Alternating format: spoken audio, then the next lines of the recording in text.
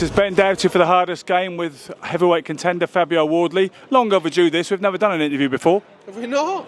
I thought I've covered most or pretty much everyone, but pleasure, first one.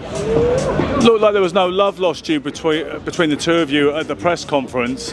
Can I ask you, how real is that energy between the two of you when he's being, well, the way he was behaving? Yeah, that was genuine. I'm not the type to kick up a fuss for no reason or really at all. I don't mind having a little poke and a jab and a verbal back and forth and that, but all the getting up and fronting and standing, slamming tables, making a big scene and that's not my character, it's not my disposition. But also, if you're going to bring that energy, I'm not going to back away from it at all. Also, I'm going to meet you full on with it. So that was how that played out. But this is to be expected with him.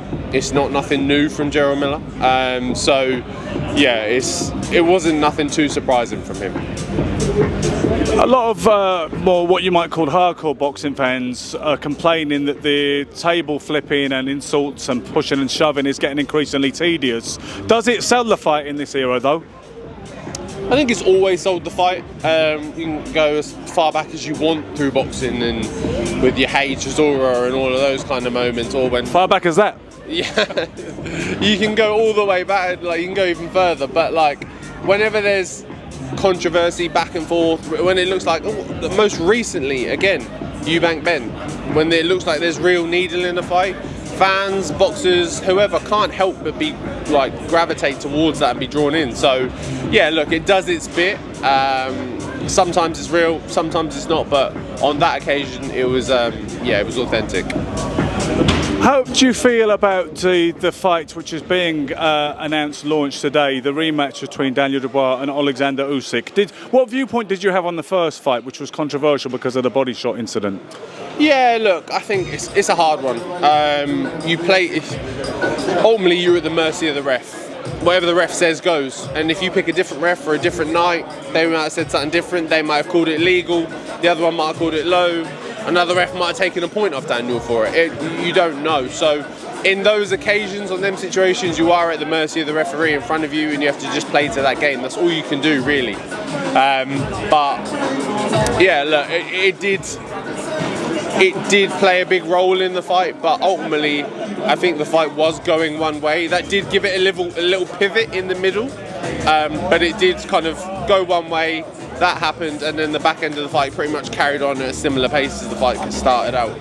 Do you believe Usyk would have got up if he'd had a non-sympathetic referee who did not recognise it as a low shot? Could he have got up if he'd had to? Yeah, I think so, 100%. I think one thing you can say with certainty about Usyk is he's not soft, he's not a coward, he's not just going to lay down and take a loss. He'll get up and fight through it. He would have found a way to kind of wiggle through it and work through it and work his way. So yeah, I would have thought if the ref said, look, that was a legal shot, he would have got up and got moving. Has Daniel improved enough, in your opinion, to possibly turn the tables on July 19th? He's definitely improved. Enough is a hard question to answer because of just the complex Rubik's Cube puzzle that is Alexander Usyk. There's a lot there to try and figure out. So can you do all that? Maybe.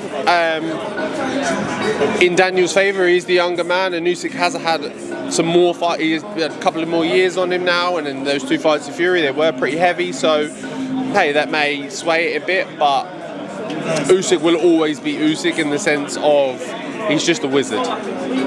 How far away might Fabio Wardley be from a shot at the big one? And I'm just going to say the main one. Let's suppose Usyk wins, as people expect him to. There's only one heavyweight champion of the world anyway, as far as I'm concerned. How far away might you be from a shot at the big one? I don't think far at all. A step or two. I get over Jarrell Miller. I'm still WBA #1. Maybe we move on, fight Kubrat Pulev, tick that off, and then after that, the only thing left is whoever is either still Usyk or someone else or whatever else, but is the top dog. Well, I wish you every bit of luck with your next days. I think you are a great role model for boxing. It's nice, your story, that you came from the white-collar background without an amateur experience. You talk extremely well, you fight even better, and I'm glad we've finally got the chance to do this. Thank you. Me too. Pleasure. Thanks, mate.